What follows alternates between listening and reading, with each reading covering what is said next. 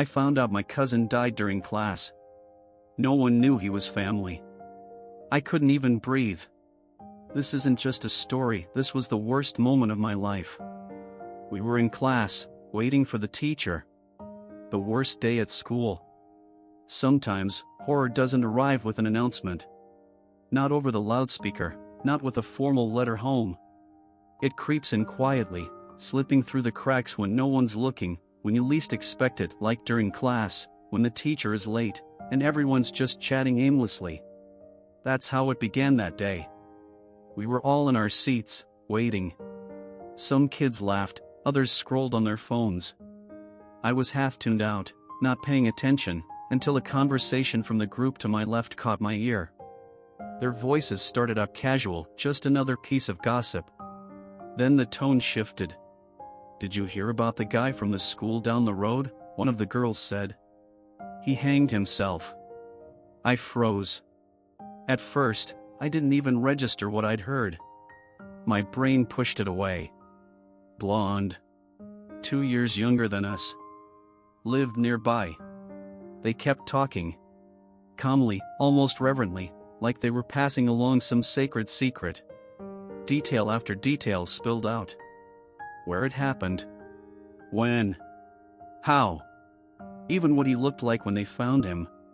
Who saw him first. Who called for help. They recounted it all with a twisted curiosity, horrified and enthralled at the same time. My stomach turned. My pulse pounded in my ears. I felt like I might throw up right there at my desk. And then it hit me like a freight train. They said her name. His sister's name. A girl our age. A girl I knew. The girl sitting in front of me turned around slowly, her face pale as paper. She whispered my name, wide-eyed. She didn't even need to finish the sentence. It was my cousin. Right then, the teacher walked in. But I wasn't there anymore, not really. I was stuck in that exact second, frozen, my brain refusing to move. I kept hearing it. His name. His sister. The rope. My cousin. I couldn't speak. Couldn't move. Couldn't even look at the girl in front of me who kept turning around to check on me. The teacher didn't like me much, so I didn't even try to ask to leave.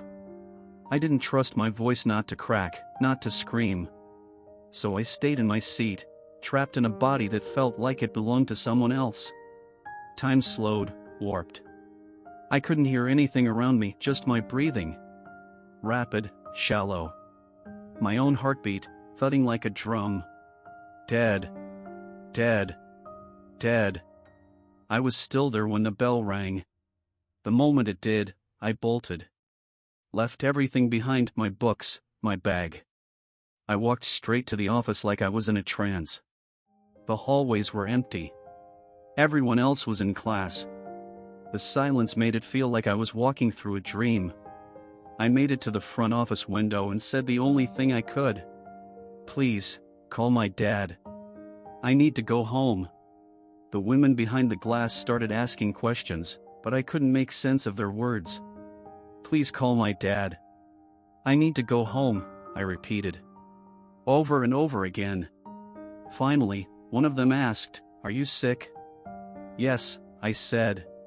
It was the truth, in a way. Sick with shock, with grief, with disbelief. And that answer gave me permission to sit down and stop pretending. They asked what kind of sick. I couldn't tell them. Couldn't explain. I was caught in a trap, unable to speak but unable to leave. All I could think about was him, swinging. And the rope. Then, thank God, my year coordinator came running in. Turns out the girl from my class had gone straight to his office to tell him what had happened. He rushed over to me and grabbed my hand. I remember his hand shaking. He sat with me while they called my dad. I remember how his voice cracked when he spoke. This man, who had always seemed so solid, so in control, he didn't know what to say either. It was terrifying to see an adult unravel right in front of me. He stayed with me, just holding space, being a buffer between me and the rest of the world. I kept thinking about the rope. About the garage. About how we used to play there when we were kids. About how close his house was to ours. About how he went there to end it all, so close to home. I remember the stillness of the office. The way the staff looked at me like I was fading out of existence. I clenched my fists in my jean pockets, trying to keep myself anchored. But I felt lightheaded, like my blood had drained out of my skull. My thoughts turned to his parents, my other cousin, his sister. Then I had to stop thinking, because it was too much. My dad arrived quickly. We didn't live far.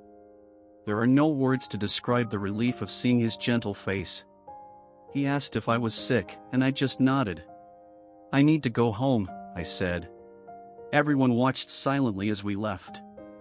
I climbed into the car, and before he even started it, my dad turned to me and said, "Please tell me what's wrong." And in that moment, it hit me for the first time, I was going to have to tell him. I had to say it out loud. The thing that had shattered me, I now had to hand that same pain to him. I didn't want to. I couldn't move. Couldn't speak. I wanted to open the door and run, but there was nowhere to go. Then it struck me, this was only the beginning. We'd have to tell my brother, who was homesick. Then my mother. I didn't want to be the one who started that chain reaction. So I sat there, frozen, drowning in a death that was still a secret. My dad's concern turned into alarm. His voice changed. His eyes searched mine. I finally met his gaze, then looked away, out the window, at the plants surrounding the school. And I screamed. It came out as a cry, a sob, a sound from the deepest part of me. And for the first time in my life, I saw my father break. His face collapsed. He made a noise I will never forget, and then he began to sob. I had never seen him cry before. We sat there, both of us shattered, in a silent car, parked outside a world that kept moving on. Students walked past, laughing, unaware. They looked like aliens. Bright, clean, untouched. We were not like them anymore. I grabbed his arm. "Please, Dad, just take me home." Nothing had changed.